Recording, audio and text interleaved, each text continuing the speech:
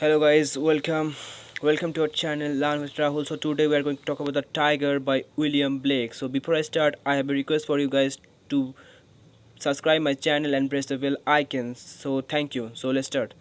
The Tiger is a poem by the English poet William Blake, published in 1794 as part of the Songs of Experience collection. Literary critic Alfred Cousin calls it the most famous of his poems, and the Cambridge Companion to William Blake says it is the most anthologized poem in English. It is one of Blake's most reinterpreted and arranged work. Now let's talk about the summary of The Tiger. The poem begins with the speaker asking a fearsome tiger what kind of divine being could have created it. What immortal hand or eye could frame thy fearful symmetry?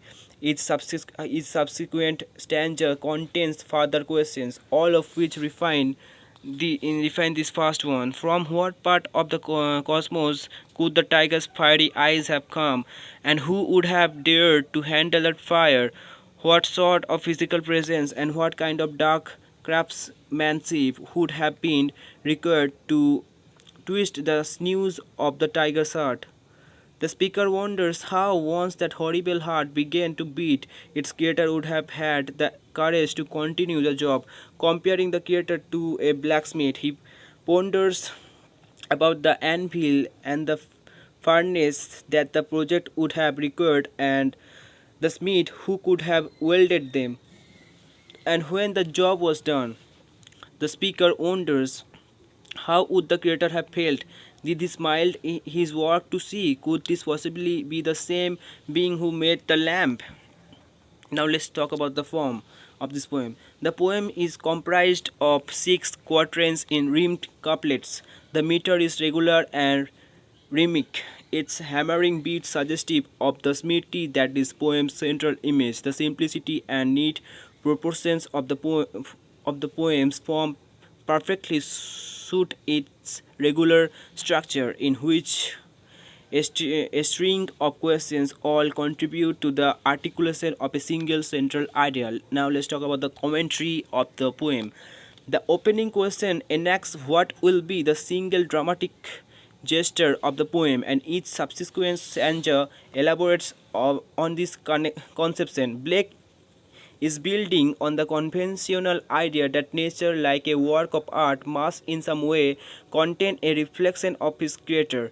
The tiger is strikingly beautiful yet also horrific in its capacity for violence. What kind of god then could or would design such a terrifying beast as the tiger? In more general terms, what does the undeniable existence of evil and violence in the world tell us about the nature of God, and what does it mean to live in a world where a being can at once contain both beauty and horror? The tiger initially appears as a strictly sensuous image. However, the poem progresses. It takes on a symbolic character and comes to embody the spiritual and moral problem the poem explores. Perfectly beautiful and yet perfectly destructive, Blake's tiger becomes the symbolic center for an investigation into the presence of evil in the world. Since the tiger's remarkable nature exists both in physical and moral terms, the speaker's questions about its origin must also encompass both physical and moral dimensions. The poem series of questions repeatedly asks what sort of physical creative capacity the fearful sympathy of the tiger bespeaks. Assumably, only a very strong and powerful being could be capable of such a creation.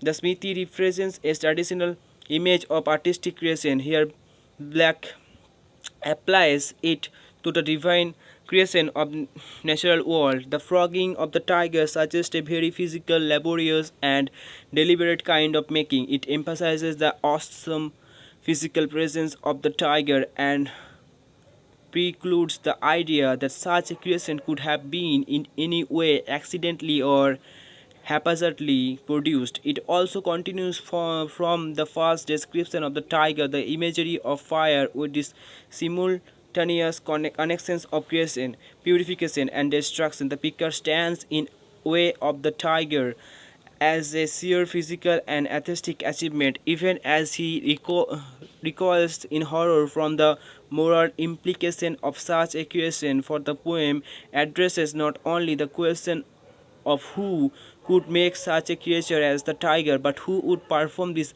act.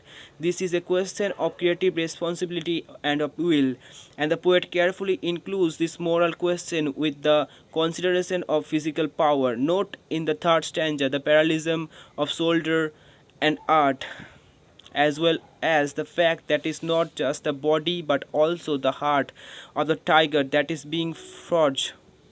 The repeated use of word the dare to replace the could and of the first stanza introduces a dimension of aspiration and willfulness into the sheer might of the creative act.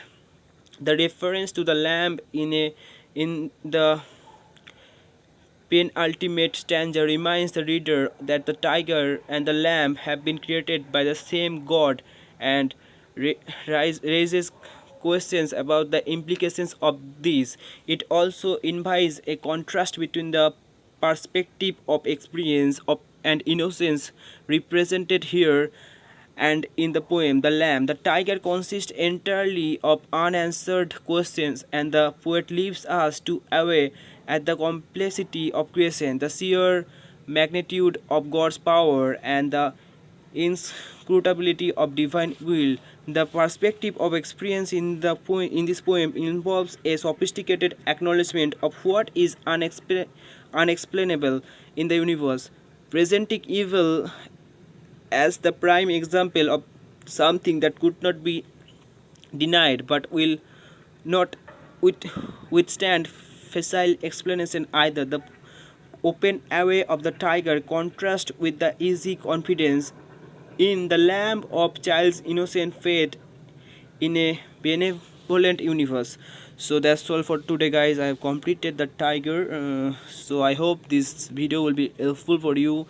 So don't forget to give a thumbs up and subscribe to my channel. So that's all for today, guys. Love you all. Take care. Bye. Over and out.